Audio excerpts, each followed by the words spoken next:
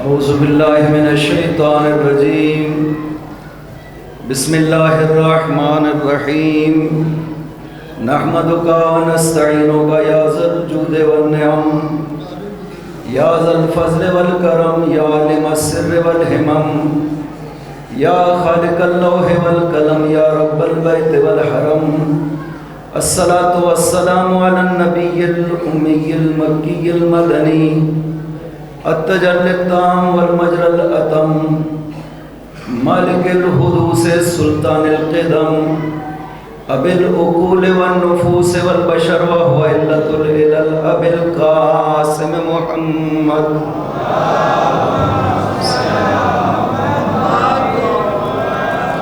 وعلى ابن عمه ووارث علمه وخليفته صاحب الولایت التشریع والتکوین امیر المؤمنین وعلى السیدة المعصومة الجلیلہ التي هي جوہرة القدس من الکنز الخفی بدت فابدت علیات الحروف وائمة الغر بل وابیہا سیما بقیت اللہ العظم فی الارضین روحی لہ الفدا ارواح العالمین ولعنت اللہ علی آدائہم اجمعین اما بعد بسم اللہ الرحمن الرحیم انما یرید اللہ لیذہب عنکم الرجس اہل البیت ویطہرکم تطہیرا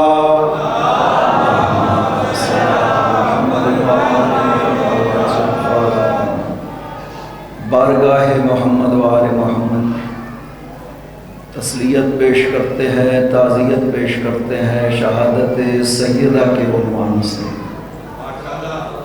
اور یہ ایام ایک تو ایام شہادت بی بی پاک ہیں، اور دوسرا یہ ایام ہمارے بہت سے مومنین کی شہادت کے ایام، اور اس میں قوم کو ایک آزمائش کی گھڑی پیش آئی جس میں ہماری قوم سرخرو رہی۔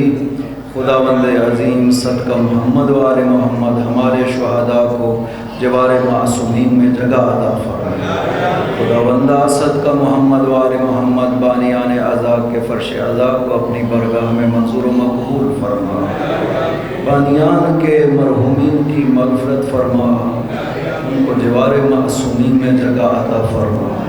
بار الہ صدقہ محمد و آل محمد امام زمانہ کے ظہور میں تعجیل فرما، ان کے قلب مقدس کو ہم سے راضی و خوشنود فرما۔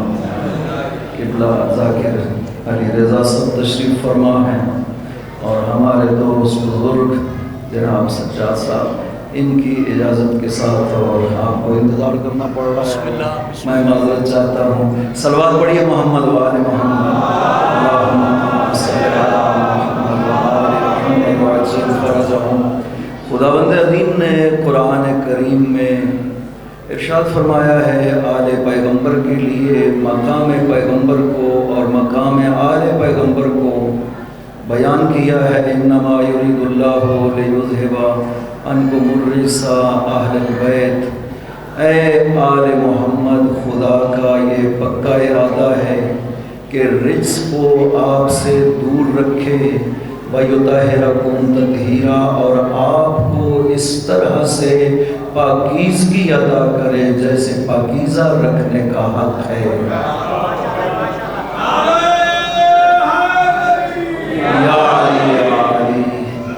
اس طرح سے خدا نے قرآن کریم میں کسی نبی کی آل کو ارشاد نہیں فرمایا۔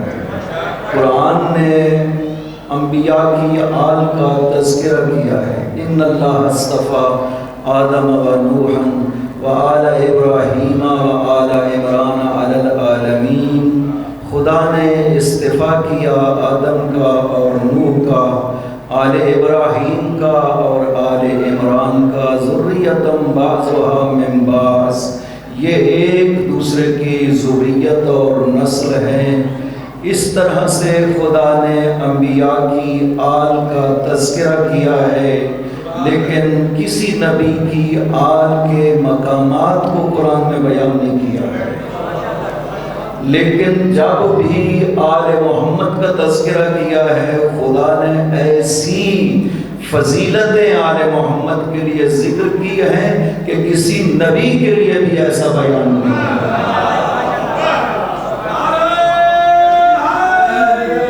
یا علی یا علی، اسی آیت میں آیت تطہیر سورہ احزاب کی آیت نمبر 33 ہے، اس کا دوسرا حصہ، یہ پوری آیت نہیں ہے، یہ اس آیت کا دوسرا حصہ ہے جو خدا نے خصوصیت کے ساتھ آل پیغمبر کے بارے میں ارشاد فرمایا ہے۔ اس سے پہلے نبی پاک کی ازواج کا ذکر ہے، نبی کی بیویوں کا ذکر ہے، اور اس کے بعد بھی ایک آیت میں نبی پاک کی بیویوں کا ذکر ہے۔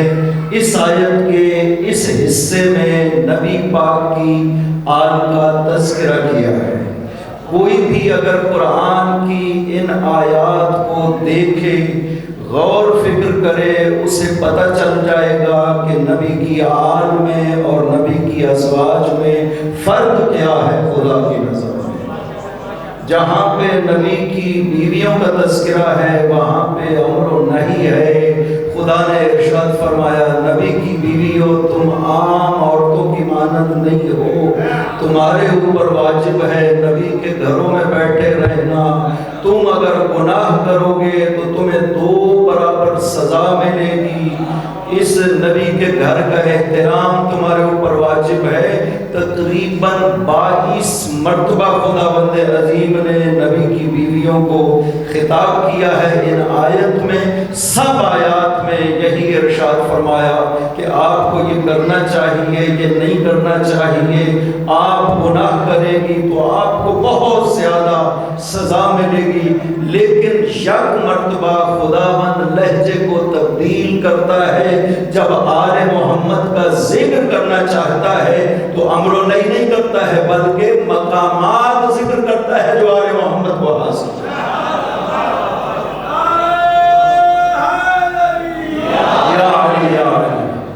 اور پھر لفظ دیکھیے، خدا کہتا ہے انما یرید اللہ لیذھب، انما یہ کلمہ خدا نے قرآن کریم میں جہاں بھی استعمال کیا ہے اس کا مطلب یہ ہے کہ صرف اسی چیز کے بارے میں میرا یہ ارادہ ہے، کسی اور کے بارے میں میرا یہ ارادہ نہیں ہے۔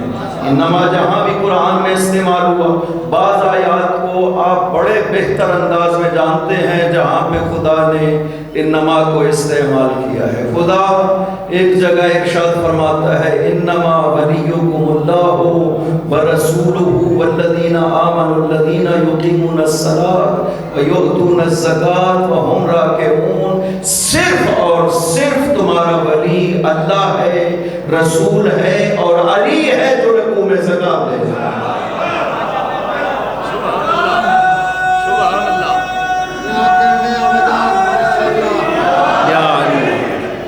انما کہہ کر کے ذکر کیا، انما صرف اور صرف تمہارا ولی اللہ ہے، رسول ہے، علی ہے۔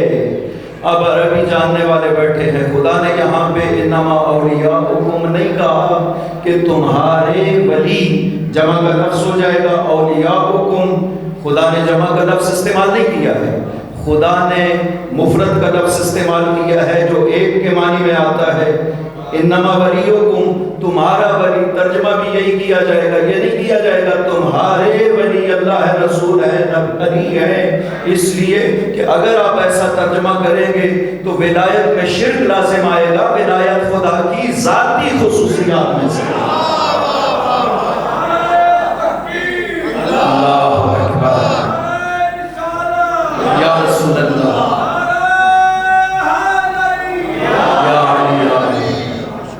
اب دیکھیں نا آیت الکرسی کی بعد والی جو 2 آیتیں ہیں ان میں خدا نے کس طرح سے ارشاد فرمایا اللہ ولی الذین آمنوا، خداوند ولی ہے مومنین کا، یخرجہم من الظلمات الی النور، انہیں تاریکیوں سے نکال کر نور کی طرف لے آتا ہے۔ والذین کفروا اولیاءہم الطاغوت، جو کفر کرتے ہیں ان کے ولی ہوتے ہیں، جو مومن ہوتے ہیں ان کا ولی ہوا کرتا ہے۔ وہاں صاف کہہ دیا اللہ ولی الذین، خدا ولی ہے جمع کا صیغہ استعمال نہیں کیا، کہا والذین کافروا، وہ جو کافر ہیں ان کے اولیاء ہوا کرتے ہیں، وہ جو مومن ہیں وہ ولایت خدا کو مانتے ہیں، ان کے ولی نہیں ہوتے ہیں، ان کا ولی ہوتا ہے خدا بندہ۔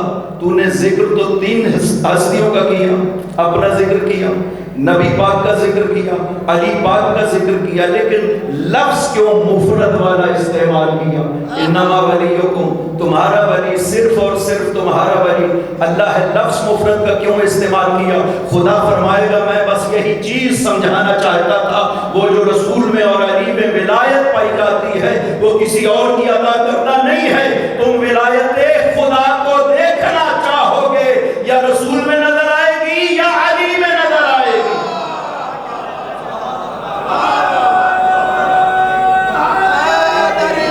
یا علی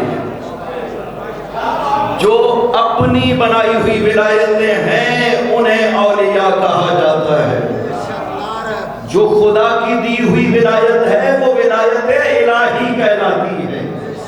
انسانوں کو بنائے ہوئے وہ ولی نہیں ہے، خدا کہتا ہے کہ میں نے خود اپنی ولایت عطا کی ہے ان ہستیوں کو۔ یہی وجہ ہے کہ مفرد کی لفظ کے ساتھ کہتا ہے انما، صرف اور صرف تمہارا ولی اللہ ہے۔ علی ولی خدا کی اجازت کے بغیر کسی کو نہیں ماننا۔ اس آیت کا صاف مطلب یہی ہے، انما استعمال کرنے کے لیے بیان کر رہا ہوں کہ انما خدا نے کیوں استعمال کیا ہے، یہ بتلانے کے لیے کہ صرف اور صرف ولی ماننا ہے تو خدا کی اجازت سے ماننا ہے، اگر خدا نہ کہے تو کسی کو ولی نہیں ماننا۔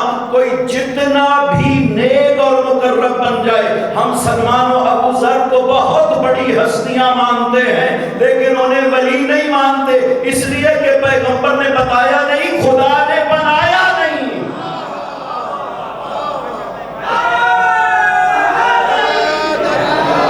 یا علی یا علی، لہذا خدا نے انما کے ساتھ اس مطلب کو بیان کیا۔ میں ایک اور بات آپ کو اشارہ کر دوں ولایت کے عنوان سے، چونکہ جس ہستی کا آج ذکر کر رہے ہیں اس ہستی کی ولایت اتنی مسلم ولایت ہے کہ 11 امام معصوم جس کے سامنے سر جھکاتے ہوئے مقام سیدہ کسی کو اندازہ نہیں ہو سکتا کہ اس کائنات میں یہ ہستی جس کی عمر مبارک صرف 18 سال 3 ماہ تھی، یہ کچھ عمر نہیں ہے اس کائنات کے لحاظ سے، صرف 18 سال 3 ماہ جس کی عمر تھی، اس ہستی کے لیے خدا بند عظیم پیغمبر کی زبان سے ارشاد فرماتا ہے لو لم یخلق علی لما کان لفاطمہ کفوا آدم ومن دونہ، اگر علی کو میں خلق نہ کرتا خدا فرماتا ہے تو زہرا کا کوئی کفر نہیں تھا اس کائنات۔ یہ وہ بزرگوار ہستی ہے جس کے لیے مولا علی جیسی ہستی کہتی تھی یا سیدتی، او میری سردار زہرا۔ یہ علی کہہ رہے ہیں، کوئی معمولی ہستی نہیں کہہ رہی ہے۔ علی نے کہا یا سیدتی، او میری سردار۔ میں ابھی بیان کروں گا مقامات سیدہ کو، ہمیں نہیں اندازہ اس کا اور نہ ہی ہم پہچان سکتے ہیں، جو ان کی اولاد نے ارشاد فرمایا ہے ہمیں وہی پتہ ہے کہ مقام اور عظمت سیدہ کیا تھی۔ اللہم صلی علی محمد و آل محمد، یہ وہ ہستی ہے جس کی ولایت ہم سنگ ولایت علی ہے، ولایت علی کے برابر ولایت ہے حضرت سیدہ کائنات کی۔ لہٰذا اس ہستی کو مطلق نہیں پہچانا گیا، صرف پہچانا ہے تو اولاد سیدہ نے پہچانا ہے اور کسی نے نہیں پہچانا۔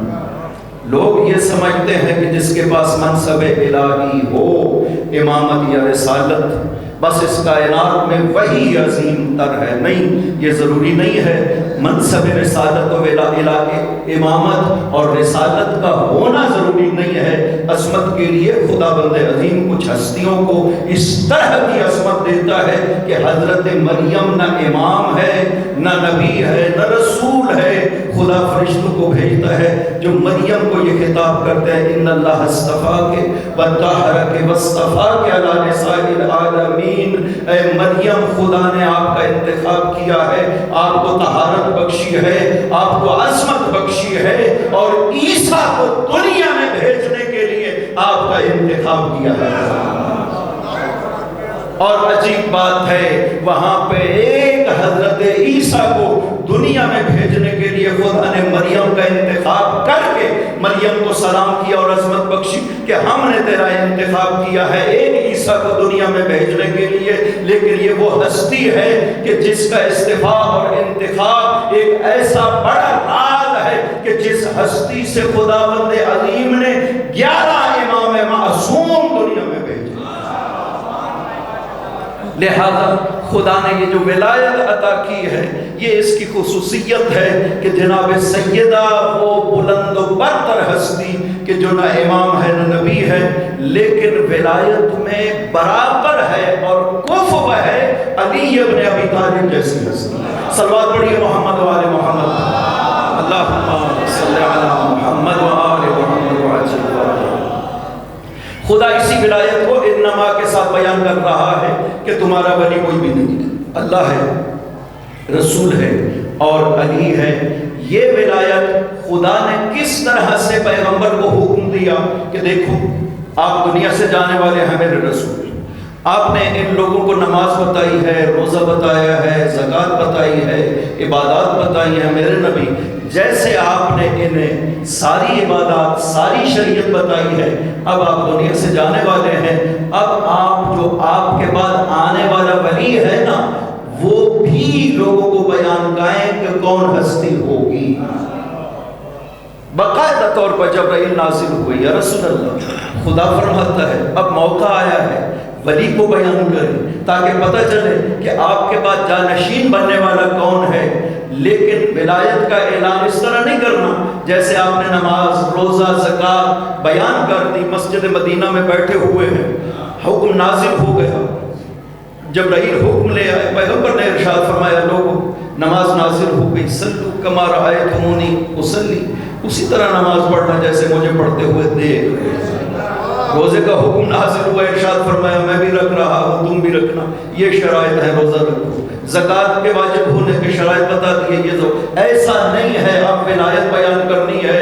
چھٹے امام ارشاد فرماتے ہیں اللہم صلی علی محمد و آل محمد، بنی الاسلام علی خمس، اسلام کی اساس و بنیاد 5 چیزیں ہیں، الصلاۃ والزکوٰۃ والصوم والحج والولایہ، کہ اسلام کی اساس و بنیاد 5 چیزیں ہیں، نماز ہے، زکوٰۃ ہے، روزہ ہے، حج ہے اور ولایت ہے۔ حضرت فرماتے ہیں وَلَمْ يُنَادَ بِشَيْءٍ كَمَا نُودِيَ بِالْوِلَایَةِ، اور کسی چیز کے لیے اس طرح سے دعوت نہیں دی گئی جیسے ولایت کے لیے دعوت دی گئی۔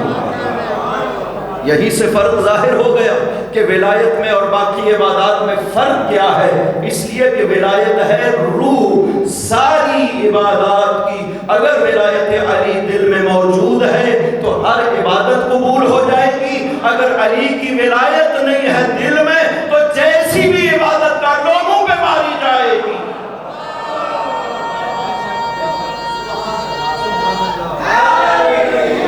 یا علی یا علی، لہذا حضرت فرماتے ہیں کہ وَلَمْ يُنَادَ بِشَيْءٍ، کسی چیز کی دعوت ایسے نہیں دی گئی جیسے ولایت کی دعوت دی گئی ہے۔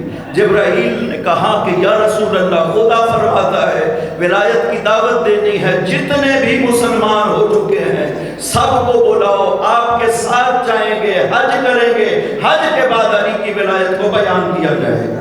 جب سننے والے سب موجود ہوں گے، واقعہ آپ نے سنا ہوا ہے 1,40,000 سے زیادہ افراد تھے، تاریخوں میں لوگوں نے مختلف بیان کیے ہیں، لیکن جو حقیقت ہے میں آپ کو بیان کر رہا ہوں۔ 70,000 افراد مدینہ میں حضور کے ساتھ نکلے تھے، باقی راستے میں شامل ہوتے گئے۔ جب مکہ پہنچے 1,25,000 افراد حضور کے ساتھ تھے، 12,000 افراد یمن سے مولا امیر کے ساتھ آئے تھے، 5,000 افراد مکہ کے رہنے والے تھے۔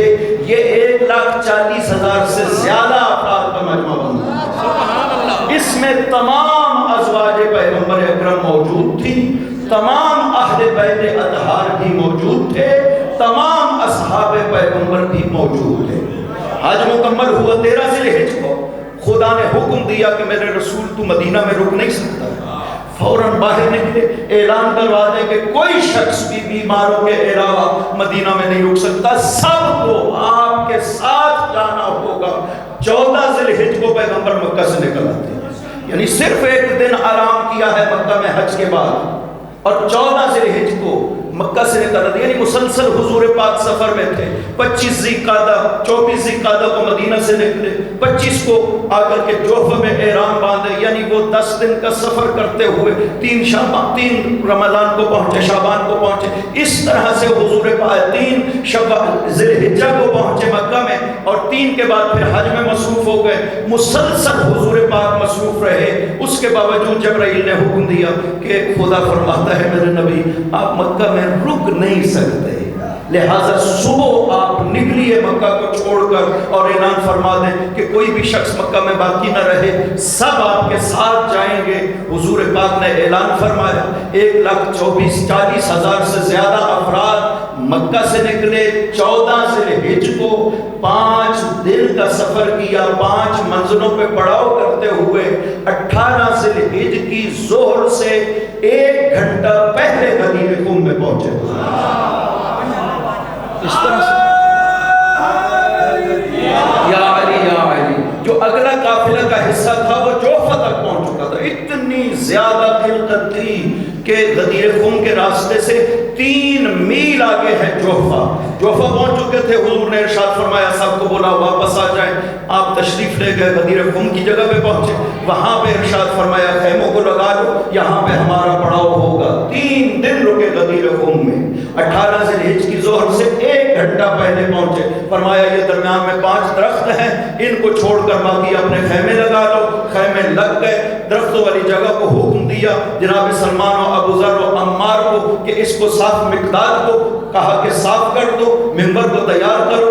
ممبر تیار ہوا، نیچے پتھر جوڑے گئے، اوپر اونٹ کے پلان رکھے گئے۔ ممبر اتنا بڑا تھا جتنا انسان کا قد ہوتا ہے۔ یہ ممبر تیار ہوا، حضور پاک تشریف لائے، نماز ظہر پڑھی، نماز ظہر پڑھنے کے بعد سیدھا ممبر کے اوپر تشریف لے گئے۔ ممبر کے اوپر کھڑے ہو کر کے مولا علی سے ارشاد فرمایا علی آپ بھی اوپر آ جائیے۔ علی بھی اوپر تشریف لے آئے۔ ایک زینہ مولا علی پیغمبر اکرم سے نیچے کھڑے ہوئے، اس طرح سے اپنا دایاں ہاتھ علی کے کندھے پہ رکھا اور خطبہ دینا شروع کیا۔ 2 گھنٹے کا خطبہ دیا حضور پاک نے غدیر خم میں۔ اس خطبے میں 50 مرتبہ سے زیادہ علی کا نام لیا۔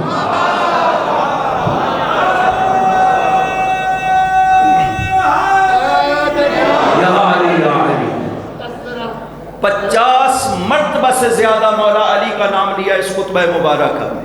خطبہ دیتے دیتے ارشاد فرمایا لوگو الستو اولا بکم من انفسکم، لوگو میں تمہاری جان پہ تم سے زیادہ حق رکھتا ہوں یا نہیں؟ سب نے بیک زباں ہو کر کے کہا قالوا بلا یا رسول اللہ، ہاں آپ کو ہماری جان پہ زیادہ حق حاصل ہے۔ بس یہ جملہ کہا، علی کو ارشاد فرمایا علی اوپر آ جاؤ۔ علی اوپر آئے، پیغمبر کے سامنے کھڑا ہو گئے۔ اس طرح سے پیغمبر اکرم نے اپنے دونوں ہاتھ دیا علی کی بغلوں میں، علی کو یوں بلند کیا، اتنا بلند کیا کہ علی کے قدم پیغمبر کے گھٹنوں کے سامنے آ گئے۔ بلند آواز سے کہا او من کنت مولا فہذا علی مولا۔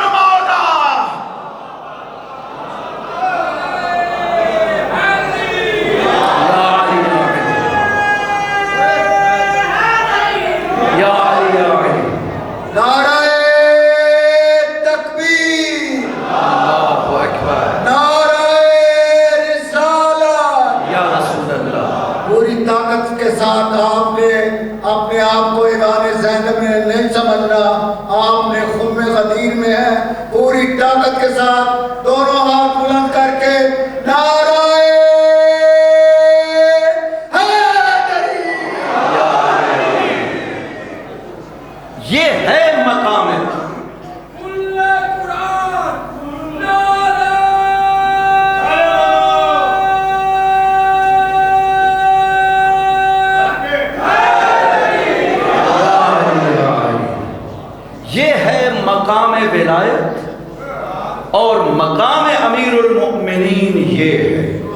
کہ پیغمبر فرماتے ہیں کبھی تمع الناس علی حب علی ابن ابی طالب لما خلق اللہ النار، اگر لوگ محبت علی پہ جمع ہو جائیں خدا جہنم کو پیدا نہ کرتا۔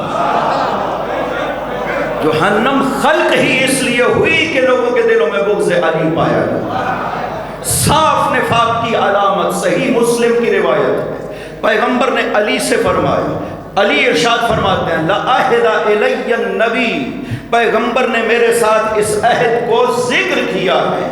عہد کا مطلب یہ ہے کہ یہ عہد و پیمان ہے جس میں ذرہ برابر بھی خلل واقع نہیں ہو سکتا، قیامت تک کے لیے انسان آتے رہیں قانون یہی رہے گا، یا علی لا یحبک الا مؤمن ولا یبغضک الا منافق، علی آپ سے محبت نہیں کرے گا مگر وہی جو مومن ہوگا، اور بغض نہیں رکھے گا مگر وہی جو منافق ہوگا۔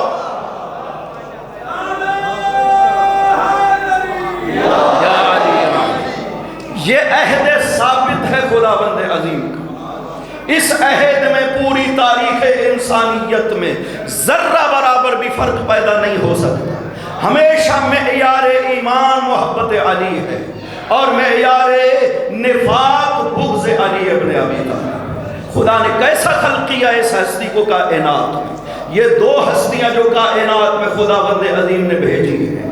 آپ زیارت جامعہ کبیرہ میں پڑھتے ہیں، معصوم ارشاد فرماتے ہیں زیارت جامعہ کبیرہ میں کہ ہم پہ اگر سلام کرنا ہو تو آپ کو کیسے سلام کہنا چاہیے۔ خلقکم اللہ اطوارا انوارا، خداوند عظیم نے آپ کو نور خلق کیا۔ کنتم بعرشہ محدقین، تم عرش الہی میں عبادت خدا کر رہے تھے۔ فمن اللہ بکم علینا، خدا نے ہم پہ احسان کیا کہ آپ کو زمین پہ نازل کیا۔ یہ ہے مقام معصومی، یہ ہے مقام امیر المؤمنین، یہ ہے مقام ولایت جو خداوند عظیم نے عطا کیا ہے۔ جب پتہ چل گیا کہ مقام علی کیا ہے، جب پتہ چل گیا کہ مقام ولایت کیا ہے، اب پتہ چلے گا کہ سیدہ طاہرہ معصومہ کونین کون سی بڑی ہستی ہے کہ جس کو ہم سر قرار دیا جاتا ہے علی کا، اور جس کو ولایت عطا کی جاتی ہے وہی ولایت جو علی کو عطا کی گئی۔ اس سے عظمت سیدہ کا پتہ چلتا ہے۔ معصوم ایسے نہیں ارشاد فرماتے، پانچویں امام بارگاہ خدا میں عرض کرتے ہیں، بیمار ہے، بیمار ہوئے بارگاہ خدا میں عرض کرتے ہیں خدا بندہ تجھے میری جدہ زہرا کا واسطہ مجھے شفا عطا۔ کیا ضرورت تھی معصوم کو، وہ بھی پانچویں امام کو، کیا ضرورت تھی؟ لوگوں کو بتانے کی ضرورت تھی، لوگوں اس ہستی کو پہچانو جسے اتنی عظمت حاصل ہے کہ میں باقر علوم النبیین، نبیوں کے علم کا وارث، میں باقر بھی اپنی شفا جب خدا سے طلب کرتا ہوں تو اپنی جدہ کا واسطہ دیتا ہوں بارگاہ خدا۔ یہ وہ ہستی ہے کہ پاک پیغمبر کثرت سے بوسے لیا کرتے تھے اس ہستی کے۔ حاکم نے مستدرک میں اس روایت کو ذکر کیا ہے کہ جب بیٹی داخل ہوتی تھی، دو حدیثیں ہیں، ان کو غور سے سنیے گا، جنہیں برادران اہل سنت نے اپنی کتب میں حدیث صحیح قرار دیا ہے، کوئی شک و شبہ نہیں کیا علماء اسلام نے ان حدیثوں میں، یعنی یہ یقینی بات ہے کہ جو ان حدیثوں میں بیان ہوا پیغمبر یہ کام کیا کرتے تھے۔ پہلا کام، دونوں میں روایت کرنے والی بی بی عائشہ ہے ام المؤمنین، زوجہ پیغمبر اکرم، وہ دونوں روایتوں کو وہ بیان کرتی ہیں کہ جب بیٹی پیغمبر پہ داخل ہوتی تھی، پاک پیغمبر چومنا شروع کرتے تھے اپنی بیٹی کو، اتنے بوسے لیتے پیغمبر، پیشانی چوم رہے، سر چوم رہے، منہ چوم رہے، ہاتھوں کو چوم رہے۔ آپ اندازہ لگائیں، ایک شخص ہو 60 سال جس کی عمر ہو، 62 سال جس کی عمر ہو، نبی بھی ایسا کہ سید الانبیاء والمرسلین خدا تعالیٰ، جس کے احترام میں پوری کائنات کھڑی ہو جاتی ہے، جس کے احترام کو خداوند عظیم قرآن میں بیان کرتا ہو کہ لوگوں یہ نبی وہ عظیم ہستی ہے جس کا میں خود احترام کرتا ہوں۔ قرآن میں بیان کیا ہے خدا نے کہ اس نبی کا میں احترام کرتا ہوں، یہ اتنا عظیم ہے، تمہیں اندازہ ہی نہیں ہے. لقد من اللہ علی المؤمنین اذ بعث فیہم رسولا. خدا خود کہتا ہے کہ میں نے تمہارے اوپر احسان کیا، اس رسول کو تمہارے بیچ میں بھیجا. تمہیں پہچان نہیں ہے کہ یہ ہستی کتنی عظیم ہے. خدا نے پورے قرآن میں پیغمبر کا نام مبارک نہیں لے کر خطاب کیا. سارے نبی کتنے اولی العزم انبیاء ہیں، یا آدم، یا نوح، یا ابراہیم، یا شعیب، یا ہود، سارے نبیوں کو یا موسیٰ یا عیسیٰ خطاب کرتا ہے قرآن میں نام لے کر. احترام پیغمبر اتنا زیادہ ہے کہ خداوند عظیم نے پورے قرآن میں کہیں پیغمبر کو نام لے کر خطاب نہیں کیا. جب بھی بلایا احترام کے ساتھ، لقب کے ساتھ بلایا، یا ایھا المزمل قم اللیل الا قلیلا. میرے نبی تیری ہر ادا مجھے پسند ہے، اٹھو عبادت کرو لیکن زیادہ نہیں. میں نہیں چاہتا کہ تیرے اوپر مشقت پڑے. خدا عبادت کے حوالے سے پیغمبر کو کہہ رہا ہے طٰہٰ ما انزلنا علیک القرآن لتشقیٰ. طیب و طاہر، میں نے قرآن تیرے لیے اوپر اس لیے نہیں نازل کیا کہ تو مشقت میں پڑے. نہ میرے نبی، میں تجھے مشقت میں نہیں ڈالنا چاہتا. میرے نبی تو محراب میں کھڑا ہوتا ہے، تیرے پاؤں ورم کر جاتے ہیں. میں نہیں چاہتا کہ آپ اتنی دیر محراب عبادت میں کھڑے. نصف رات، آدھی رات ہونی چاہیے. اب ان قسم ہو قلیلہ، اور کم کر لو آدھی رات سے. اس طرح خدا جس ہستی سے محبت کرتا ہے، وہ ہستی اس سیدہ طاہرہ کو جب داخل ہوتی ہے تو چومنا شروع کرتے ہیں. اتنے زیادہ بوسے لیتے ہیں کہ بی بی عائشہ سوال کرتی ہے، یا رسول اللہ لما تقبلھا، آپ کیوں اتنا چومتے ہیں؟ بیٹی ہی تو ہے، آپ اتنا کیوں چومتے ہیں؟ فرمایا میں تمہیں بتاتا ہوں کہ میں اپنی اس بیٹی کو کیوں چومتا. اس وجہ سے نہیں چومتا کہ یہ میری بیٹی ہے اور اکلوتی بیٹی ہے، کوئی بیٹا بھی باقی نہیں رہا. خدا نے 3 بیٹے دیے، تینوں دنیا سے چلے گئے. یہ اکیلی بیٹی ہے میری، نسل بھی اسی سے ہے، لیکن اس وجہ سے نہیں کہ یہ میری اکلوتی بیٹی ہے، مجھے بہت محبوب ہے، اس وجہ سے نہیں چومتا. محبوب بہت تھی پاک پیغمبر کو، لیکن اس وجہ سے نہیں چومتا. ارشاد فرمایا جب شب معراج خداوند عظیم مجھے معراج پہ لے گئے، فوقفت علی شجرۃ فی الجنۃ، میں ایک درخت پہ ٹھہر گیا جنت میں. میں نے ایک درخت دیکھا، میں نے اتنا خوبصورت درخت جنت میں اور نہیں دیکھا تھا. اتنا پاکیزہ، اتنی خوشبو اس درخت کے علاوہ کہیں اور نہیں دیکھی تھی. جبرائیل سے میں نے پوچھا جبرائیل یہ کیسا درخت ہے؟ خدا نے ارشاد فرمایا کہ میرے رسول کو کہہ دو کہ یہ درخت ہے شجرہ طوبہ کہلاتا. اس شجرہ طوبہ کا ایک پھل توڑ کر جبرائیل میری خدمت میں لے گئے. کہا کہ خدا فرماتا ہے کلھا یا رسول اللہ، اس پھل کو آپ تناول فرمائیے. میں نے اس پھل کو چیرا، شب ہوا، اس سے نور نکلا، بلند ہوا. میں نے پوچھا جبرائیل یہ کیسا نور ہے؟ جبرائیل نے کہا یا رسول اللہ انہا لمنصورۃ فی السماء وفاطمۃ فی الارض، ہم آسمان میں اسے منصورہ کہتے ہیں، زمین میں اس ہستی کو فاطمہ کہا جائے.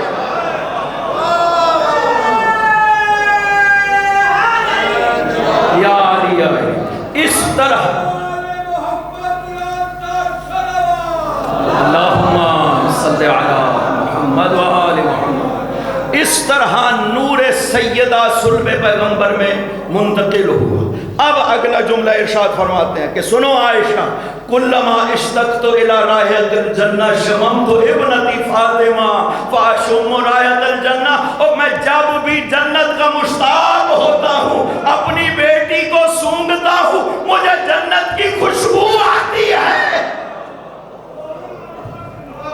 عظمت سیدہ طاہرہ صدیقۃ الکبریٰ ام ابیہا فاطمہ الزہرا سلام اللہ علیہا، بلند سے بلند تر صلوات.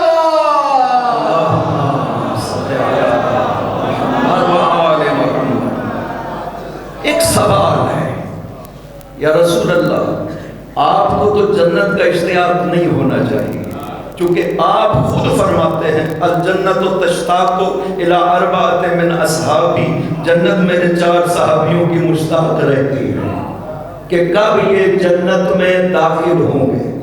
سلمان و ابو ذر و مقداد و علی، جنت ان کی مشتاق رہتی ہے۔ اور واقعہ اس طرح سے ہے، جنت مشتاق ہے ان ہستیوں کی۔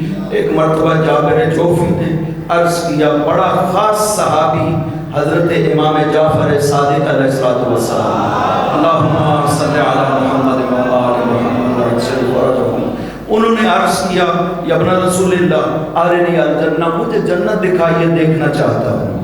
آپ نے اسے تیار کیا، لے گئے جنت میں، اور جنت وہ ایسی جگہ تھی کہ جہاں سے نکلنے پر جی نہیں کرتا ہے۔ جابر نے عرض کیا جب واپس آنے لگے، یا ابن رسول اللہ اگر میں یہیں ٹھہر جاؤں اجازت ہے؟ آپ نے ارشاد فرمایا، جابر کیا ہو گیا؟ آپ نے یہ جنت کے درخت دیکھے اور میرا ساتھ چھوڑنا چاہتے ہو؟ کتنا فرق ہے تمہارے اور سلمان کے بیچ میں۔ سلمان کو مولا نے فرمایا تھا، سلمان جنت کو دیکھنا چاہتے ہو؟ سلمان نے عرض کیا، مولا آپ فرمائیں گے تو میں جنت کو دیکھنا چاہتا ہوں۔ علی سلمان کو جنت میں لے گئے، واپس آتے وقت علی نے فرمایا، سلمان اگر یہاں رہنا چاہتے ہو تو رہ جاؤ، واپس جانے کی ضرورت نہیں ہے۔ سلمان نے عرض کیا، نہیں مولا میں جنت میں نہیں رہوں گا۔ آج سلمان کی جنت وہی ہے جہاں پہ علی ہوں گے۔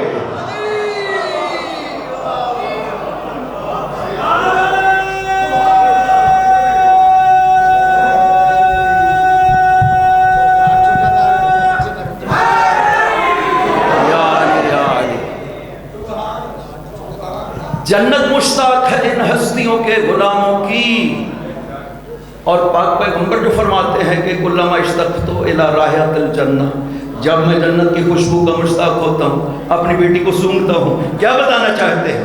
لوگوں کو متوجہ کرنا چاہتے ہیں کہ کسی اور کے لیے وہ جنت ہوگی۔ اگر محمد کی ذات کے لیے کوئی کائنات میں جنت ہے تو اس کی بیٹی فاطمہ الزہرا ہے۔ تمام عظمتوں کے ساتھ پیغمبر اپنی بیٹی کو اس طرح سے چوما کرتے تھے اور پھر خوشبو لیتے تھے، صرف بوسے نہیں لیتے تھے، سونگھتے خوشبو لیتے تھے۔ اور دوسری حدیث جسے حاکم نے مستدرک میں نقل کیا ہے، حدیث صحیح قرار دیا ہے، اس حدیث میں ہے، بی بی عائشہ روایت کرتی ہے کہ کوئی ہستی بھی اس کائنات میں پیغمبر کے مشابہ سیدہ سے زیادہ نہیں تھی۔ یہ دختر پیغمبر جب چلتی تھی تو عین لگتا تھا کہ رسول چل رہے ہیں۔ لہجہ کی صداقت، بی بی عائشہ کے یہ لفظ ہے، لہجہ کی صداقت بھی پیغمبر جیسی صداقت فاطمہ کے علاوہ کسی میں نہیں تھی۔ اصدق، سب سے زیادہ لہجہ کے لحاظ سے صادق میں نے فاطمہ کو دیکھا ہے ان کے بابا کے بعد۔ اب بی بی عائشہ اسی حدیث میں ارشاد فرماتی ہیں کہ کلما کانت دخلت علیہ فقام الیہا فاخذ بیدہا فقبلہا ثم اجلسہا مجلسہ۔ لفظ یہ ہے کہ جب بھی بیٹی اپنے بابا پہ داخل ہوتی تھی، کاما الیہا، عربی میں ایک لفظ ہے کاما لہا، کسی کے احترام میں اپنی جگہ پہ کھڑے ہو جانا، اس کے لیے کہتے ہیں عربی میں کاما لہا۔ اور اگر کہا جائے کہ کھڑے ہوئے ہیں، آگے بڑھے ہیں، جہاں سے وہ داخل ہو رہا ہے نا وہاں سے جا کر استقبال کیا ہے اور ہاتھوں کو چومتے ہوئے لے کر کے آئے ہیں اپنی جگہ پہ بٹھانے کے لیے، اس کے لیے عربی میں کہا جاتا ہے کاما الیہا، کھڑے ہوتے، آگے بڑھتے، جہاں سے بیٹی داخل ہوئی ہے وہاں سے جا کر بیٹی کا استقبال کرتے تھے۔ فَأَخَذَ بِيَدِهَا، وہاں سے جا کر اپنی بیٹی کے ہاتھ کو پکڑتے تھے، فَقَبَّلَهَا، اور ہاتھوں کو چومتے تھے اور لا کر وہاں بٹھاتے تھے جہاں پیغمبر خود بیٹھا کرتے تھے۔ اس احترام کی مثال کائنات میں کہیں نہیں ملتی ہے۔ مولا علی بہت بڑی ہستی تھی، پیغمبر کے سامنے مولا علی واقعاً بہت عظیم ہستی تھے، چونکہ بہت سے مناصب پیغمبر میں خداوند عظیم نے مولا علی کو شریک قرار دیا۔ رسالت و نبوت کو چھوڑ کر بڑے مناصب اور بھی ہیں پیغمبر کے جس میں خدا نے علی کو شریک پیغمبر قرار دیا ہے۔ اس لیے پیغمبر فرماتے تھے یا علی انت منی بمنزلت ہارون من موسیٰ، تیری اور میری مثال موسیٰ اور ہارون والی ہے، جیسے ہارون شریک کار موسیٰ قرار دیا گیا تھا اسی طرح تو شریک کار رسالت قرار دیا گیا۔ وہ مقامات جن میں پاک پیغمبر کے ساتھ شریک قرار دیا خدا نے علی کو، وہ ابھی بیان کرنے کا وقت نہیں ہے، باوجود اس کے کہ یہ کہنا چاہتا ہوں، باوجود اس کے کہ یہ ساری منزلیں مولا علی کو حاصل تھیں، لیکن کہیں پہ ہمیں یہ نہیں ملتا کہ جب علی آتے ہوں پیغمبر احترام علی میں کھڑے ہو جاتے ہیں، یہ ہمیں کہیں نہیں ملتا، کسی تاریخ میں یہ بات نہیں ہے۔ ہاں ایک دو واقعات ہیں کہ جب استقبال علی کے لیے پاک پیغمبر اصحاب سمیت مدینہ شہر سے باہر تشریف لے گئے تھے، غزوہ ذات السلاسل سے جب مولا علی واپس آ رہے تھے تو پیغمبر 3 میل مدینہ سے باہر تشریف لے گئے استقبال علی کے لیے، یہ ایک مورد ہے۔ لیکن اس طرح سے کہ جب بھی مولا علی پیغمبر پہ داخل ہوں، پاک پیغمبر ان کے احترام میں کھڑے ہوں، ایسا ہمیں کہیں نہیں ملتا۔ پیغمبر بہت عظیم ہے، مولا علی اپنی تمام عظمتوں کے ساتھ فرماتے ہیں کہ انا عبد من عبید محمد، میں علی محمد کے غلاموں میں سے ایک غلام ہوں۔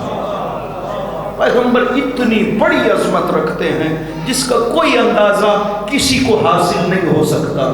ایک حدیث چھوٹی سی مقام رسول خدا کو سمجھنے کے لیے، تاکہ ہمیں احساس ہو کہ خدا نے جو فرمایا کہ میرا احسان ہے پیغمبر کو بھیجنا، یہ کتنی بڑی ہستی تھی کہ ایک شخص ہے، صحابی ہے معصوم کا، چھٹے امام نے پوچھا کہ ابو ہارون کچھ دن ہوئے تم حاضر نہیں ہوئے۔ سلام کو ابو ہارون نے عرض کیا یا ابن رسول اللہ، خدا نے مجھے بیٹا دیا اس لیے نہیں آ سکا۔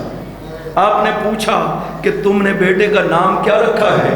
اس نے عرض کیا میں نے اس کا نام محمد رکھا ہے۔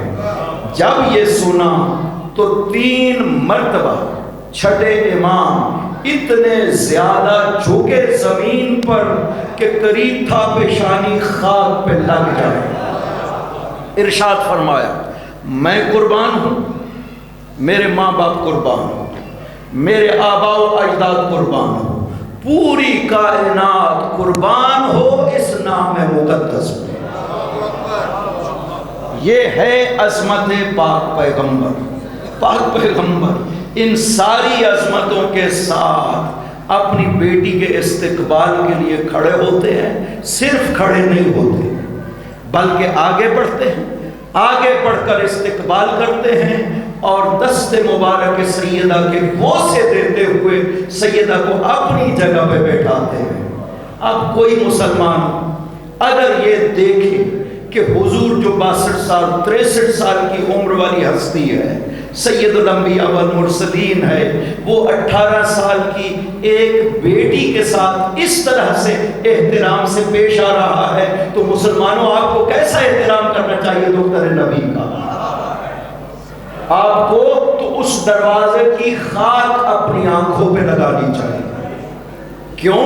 اس لیے کہ یہ وہ دروازہ ہے جس پہ 9 ماہ مسلسل کھڑے ہو کر پیغمبر آیت تطہیر پڑھا کرتے تھے، پورے 9 مہینے۔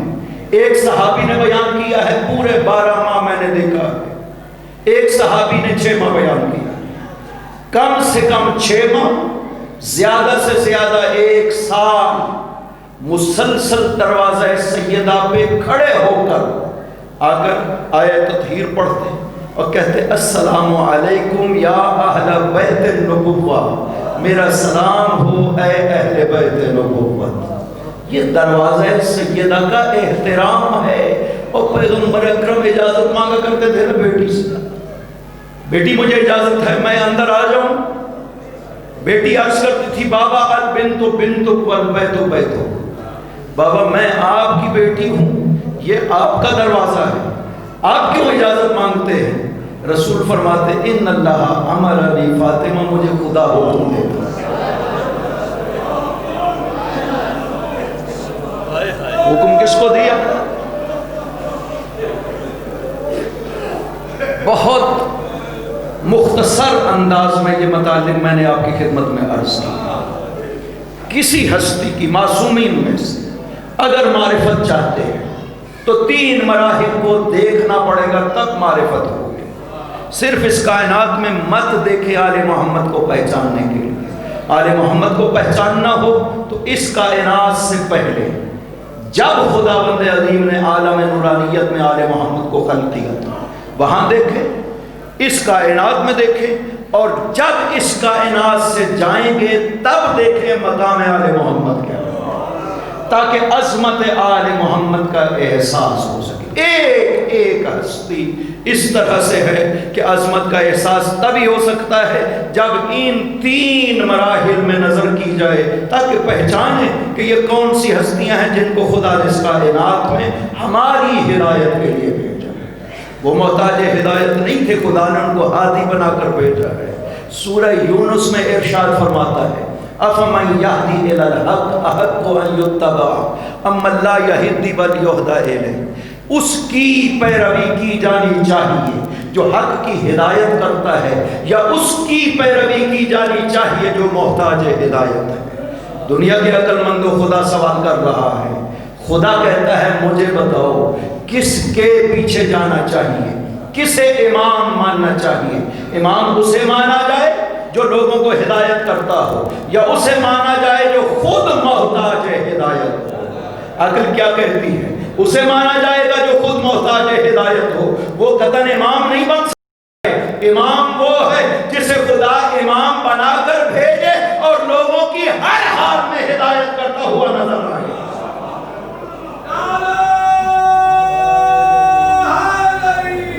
یا علی یا علی لہذا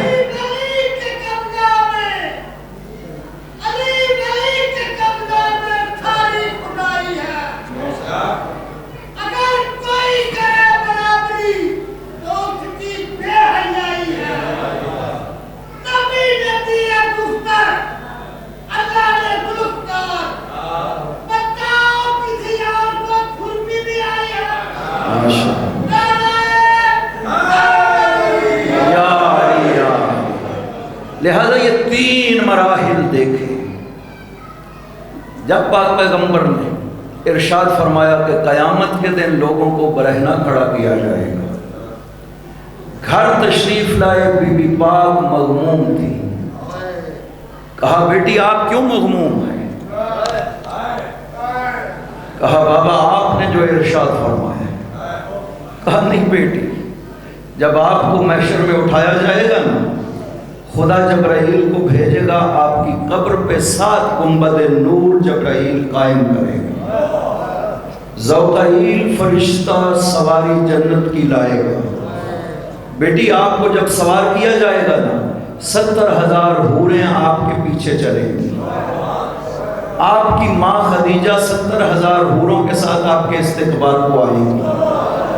مریم 70,000 فرشتوں کے ساتھ آپ کے استقبال کو آئے گی۔ اس طرح سے جب آپ کی سواری محشر کے قریب پہنچے گی، ینادی منادن من بطنان العرش، روایت کے لفظ یہ ہے، کسی فرشتے کی بات نہیں کی گئی، کہا عرش کے اندر سے منادی ندا دے گا۔ یہ ندا اس کا مطلب ہے خدا خود دے گا، یا اہل محشر غضوا ابصارکم ونکسوا رؤوسکم حتی تجوز فاطمہ بنت محمد۔ خدا محشر میں یہ آواز دے گا، لوگوں اپنے سروں کو جھکا دو، لوگوں اپنی آنکھوں کو بند کر دو۔ 3 ہستیوں کے علاوہ میں، آپ کے بابا ابراہیم اور آپ کے شوہر علی، ہم تینوں کے علاوہ بیٹی جو بھی محشر میں ہوگا آپ کے احترام میں سر جھکا لے گا، آنکھوں کو بند کر لے گا۔ بیٹی جب آپ پہنچیں گی عرش الہی کے مقابل، آپ کھڑی ہو جائیں گی، خدا ارشاد فرمائے گا یا حبیبتی وابنت حبیبی، او میری محبوب ہستی فاطمہ، میرے حبیب کی بیٹی فاطمہ، سلی تو طے وشفعی تو شفاعے، آج آپ سوال کریں آج آپ کو عطا کیا جائے، آج آپ شفاعت کریں آج آپ کی شفاعت کو قبول کیا جائے۔ جب یہ بات ہوگی نا تو بی بی پاک 3 باتیں کہیں گی خداوند عظیم سے۔ پہلی بات میں عرض کرے گی اللہم ارنی الحسن والحسین، ارے الہ میرے بیٹے حسن و حسین تو مجھے دکھا، میرے بعد میرے حسن و حسین کا کیا ہوا؟ جب یہ سوال کرے گی نا، معصوم فرماتے ہیں حسین محشر میں داخل ہوں گے، سر کٹا ہوا ہوگا، خون بہ رہا ہوگا، اور جب فاطمہ کی نظر پڑے گی، ایک مرتبہ جب چیخ کر روئے گی، عرش الہی ہل جائے گا، او بارے الہ میرے بیٹے پہ اتنا ظلم کیا گیا۔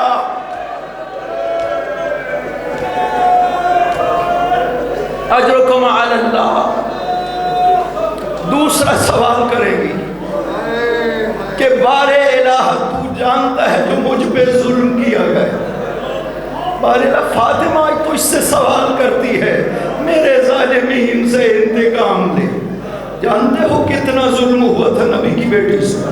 نبی کے بعد یا 75 دن زندہ رہی یا 95 دن زندہ رہی۔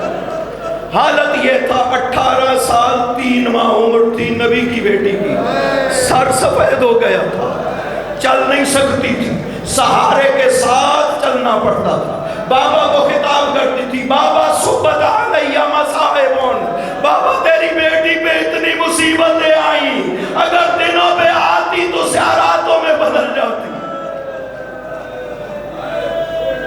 مولا علی نے وہ پیغمبر کا قمیص وہ کرتا چھپا دیا تھا، صندوق میں بند کر دیا تھا، اس لیے کہ بی بی جب بھی دیکھتی تھی نا اپنے بابا کے کرتا کو صبر نہیں کر پاتی تھی۔ ایک دن عرض کیا یا علی آج بابا کی بڑی یاد آ رہی ہے۔ علی ایک مرتبہ وہ کرتا تو دیکھا جو میرے بابا نے پہنا ہوا تھا۔ علی قمیص پیغمبر کو لے کر آئے، جب فاطمہ کے ہاتھوں میں دیا اس طرح سے بی بی نے اپنے آنکھوں پہ لگا بوسہ لیا، بوسہ لیتے ہوئے غش کھا کر گر گئی۔ مولا علی نے 5 دن چھیٹے مارے، ہوش میں آئی۔ میں کہوں گا بی بی آپ نے جو اپنے بابا کا کرتا دیکھا ہے اس میں کوئی تلواروں کا زخم نہیں تھا، اس میں رسول کا خون نہیں لگا ہوا تھا۔ آئے نا بی بی دربار یزید میں، ایک مرتبہ دیکھیے ایک شامی کھڑا ہو جاتا ہے، یزید کا کہتا ہے یزید یہ وہ کرتا ہے جو حسین نے وقت آخر پہنا۔ اور ایک مرتبہ جب حسین کی بہن کی نظر پڑی اس کرتا میں 1950 سوراخ جو جس میں حسین پہ لگے تھے۔ اجرکم علی اللہ۔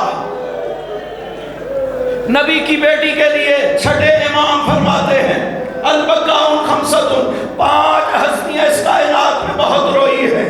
نبی روئے، آدم روئے، یعقوب روئے، یوسف روئے، زین العابدین روئے، 34.5 سال چوتھے امام روئے، تب بنے بہت رونے والے مسلمانوں۔ پیغمبر کی بیٹی صرف 95 دن روئی، کتنا روئی کہ معصوم فرماتے ہیں بہت رونے والی، اتنا روئی مسلمان کہتے یا علی نبی کی بیٹی کو کہے یا رات کو رویا کرے یا دن کو رویا کرے۔